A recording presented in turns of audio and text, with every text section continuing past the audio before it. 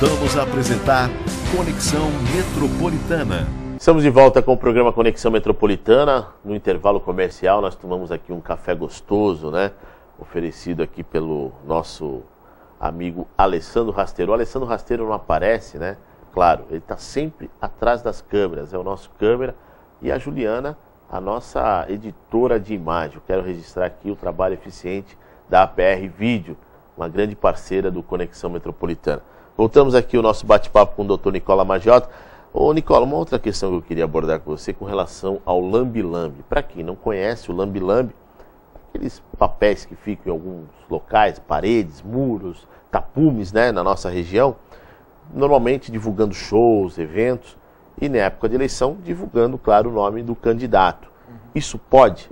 Então, Milton, a questão do lambe-lambe em Santos, toda eleição me perguntam acerca do lambe-lambe, né? Nicola, pode lambe-lambe? Não pode? Inclusive, quem me pergunta são os candidatos que não fazem lambe-lambe, né? Que ficam ali só olhando a campanha do adversário. Até, de repente, para denunciar. Para denunciar. Então, a questão do lambe-lambe, em Santos, nas últimas eleições, houveram algumas denúncias de lambe-lambe por suposta propaganda irregular pela ausência de autorização. O que seria isso? Você, para colocar um muro na sua casa pintado com o nome do seu candidato, você tem que fornecer a ele uma autorização, deixando, olha, você pode pintar o muro da minha casa. Lembrando que agora, Milton, a questão da pintura e do lambe-lambe limitado aos 4 metros quadrados. Mas a questão da autorização do lambe-lambe foi questionada em Santos. Por quê? Porque em Santos existem algumas empresas que fornecem esse tipo de serviço de lambe-lambe. A confecção do material, sem problema nenhum, ser fornecida. Porém, a locação do espaço ela é irregular. O espaço cedido tem que ser a título gratuito. Então, fica o aviso a alguns candidatos, fica o aviso também aos adversários, que a autorização do lambe-lambe ela é necessária.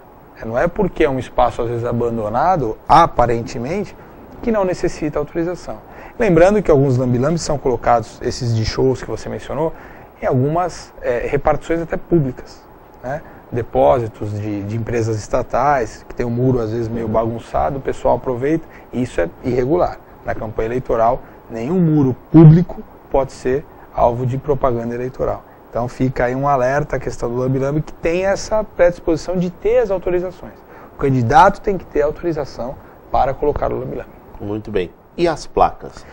Podem aquelas placas enormes, principalmente em comitê de candidato a majoritária, prefeito ou prefeita, põe aquelas placas enormes com refletores, pode? 4 metros quadrados.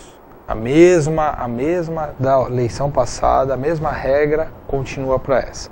Então, qualquer placa que o candidato for colocar, seja na casa de um simpatizante seu, seja no seu escritório político, no seu comitê, 4 metros quadrados. Então essa regra não mudou, a regra continua a mesma. E a inobservância gera multa, né? E lembrando que a multa, no caso dele colocar uma placa no privado, ou seja, no seu colega, na casa do seu colega, ele não vai ser notificado para tirar, ele vai ser multado direto, né? Além de ter que tirar, já vem a multa direto. Doutor Nicola, eu tenho um Lava Rápido e o meu amigo é candidato a vereador e ele chegou para mim, pô Milton, dá para colocar aí um banner, um cartaz aí com o meu nome, com o meu número, pô, quero que você me ajude. Aí eu chego, não, claro, pô, coloca aí, não tem problema, meu amigo, né? Mesmo porque eu também vou votar nele, isso pode? Não, não pode, Milton, não pode. A questão que eu falei do privado é estritamente imóveis residenciais. Imóveis comerciais não podem ter propaganda eleitoral desse tipo.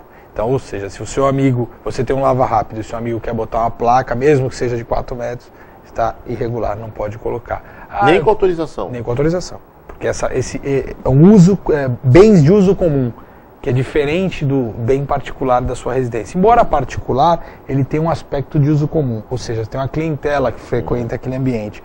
E essa clientela estaria afeta a essa propaganda eleitoral. É engraçado, né, doutor Nicola, porque são regras que até algumas pessoas ficam se perguntando, e eu tenho certeza que alguns dos nossos telespectadores devem estar se perguntando, poxa vida, na minha casa também é um local de uso comum, porque vem minha tia, vem meu namorado da minha filha, passa um monte de gente, aqui na frente da rua também passa um monte de gente, é a mesma situação do Lava Rápido.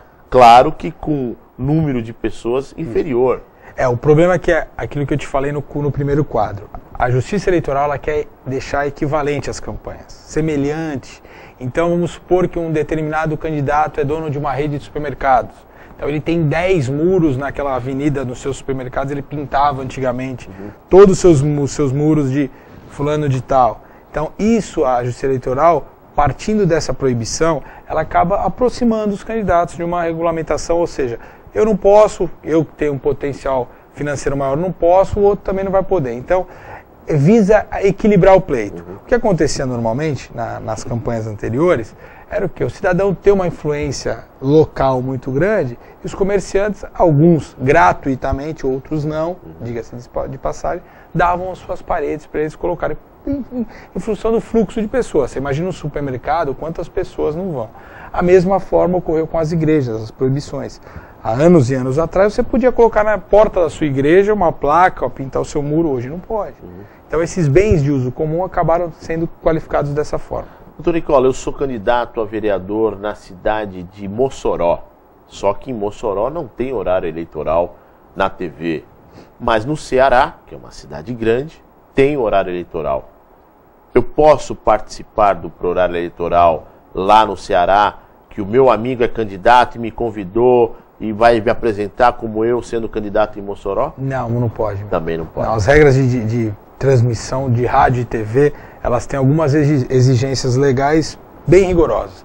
E a questão da TV, existe uma série de requisitos, um deles é que na cidade tem um retransmissor naquela região, tem um retransmissor de TV, e aí sim deveria ter o sinal de antena, ou senão os partidos políticos fazem uma requisição, tá? Isso é uma questão nova, fazem uma requisição para ter o horário eleitoral. Porém, também tem que ter algumas questões técnicas que possibilitem a transmissão desse sinal. Muito bem. Bom, agora eu vou tirar até uma consulta pessoal, em especial os nossos telespectadores, porque eu já recebi alguns e-mails dos telespectadores.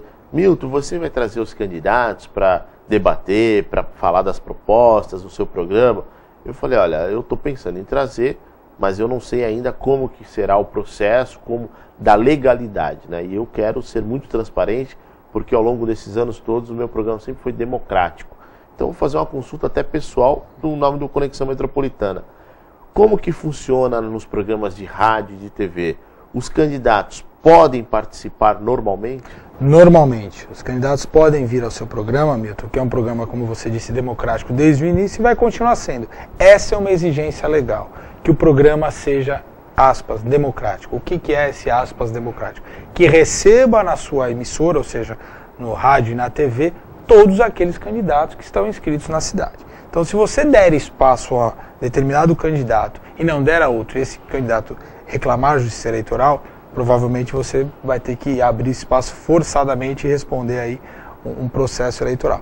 Porém, se o seu programa de forma democrática convida os candidatos, não há problema nenhum. Eles podem ser entrevistados, falar suas bases, o que não pode haver o pedido de voto. Entendi.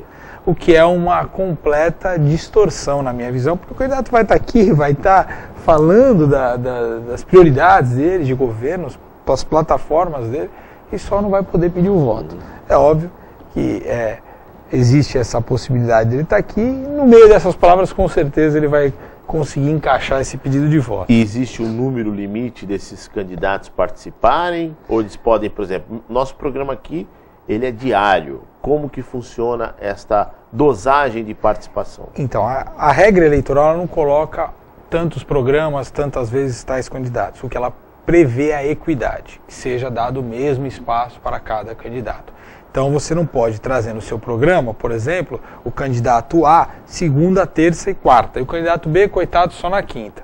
Então isso violaria a equidade. Então, na medida que for dividida o tempo do seu programa na legalidade da lei, ou seja, dando espaço a todos os candidatos, dando oportunidade a todos de forma igual, você não terá problema algum. Agora, doutor Nicola, aqui na cidade de Santos, mais precisamente, daqui a cidade polo da região metropolitana, nós temos cerca de 400 candidatos. Eu não fiz as contas ainda, porque é uma conta, eu preciso sentar e ver. Mesmo nesse processo todo, eu acredito que com esse número grande de programas que, graças a Deus, nós temos, que é um programa diário, eu não conseguirei trazer os 400. Como que eu devo proceder? Mandaria uma carta convidando para o partido e o partido disponibilizaria alguns nomes para poder vir? Então, normalmente os programas têm intitulado um mini debate, que não seria um debate, tá? Debate tem outras regras previstas, inclusive na lei eleitoral. Mas ele traz 2 ou 3 candidatos, faz aquele bate-papo, aquela conversa.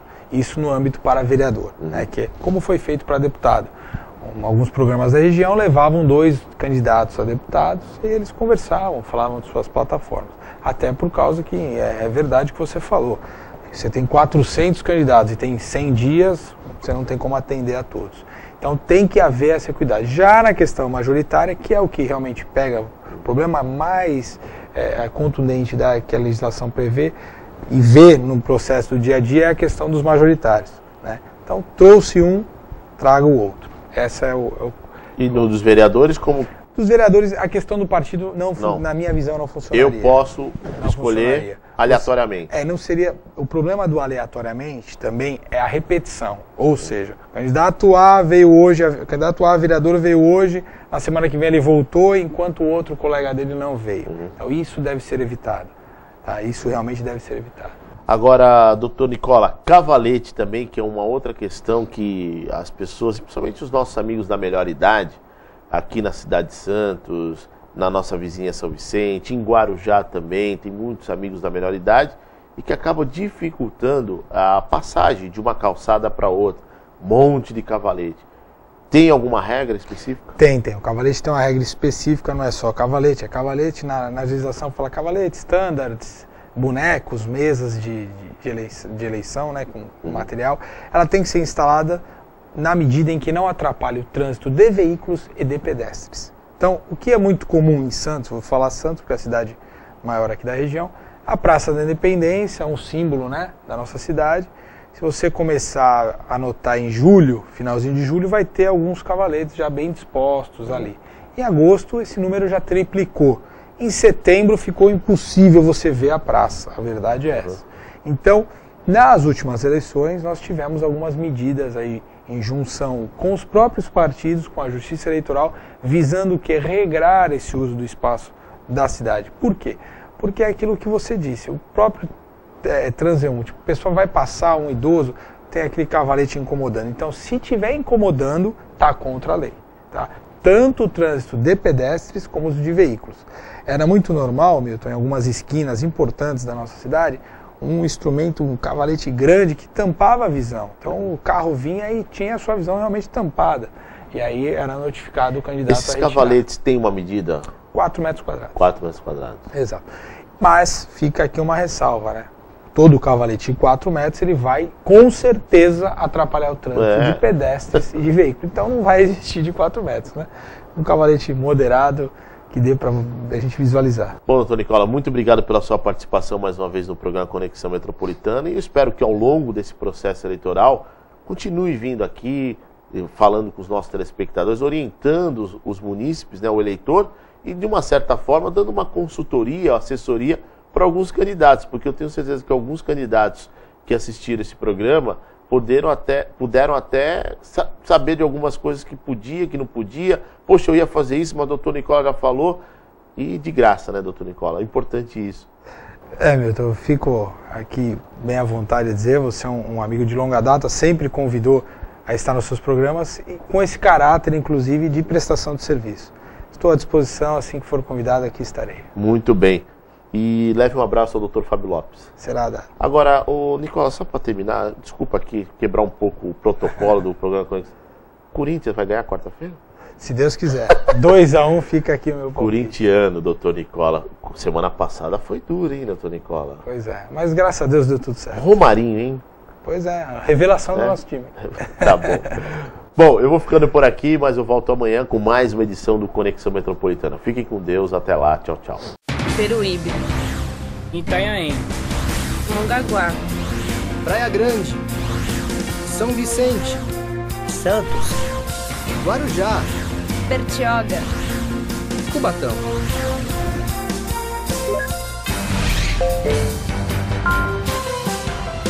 Conexão Metropolitana.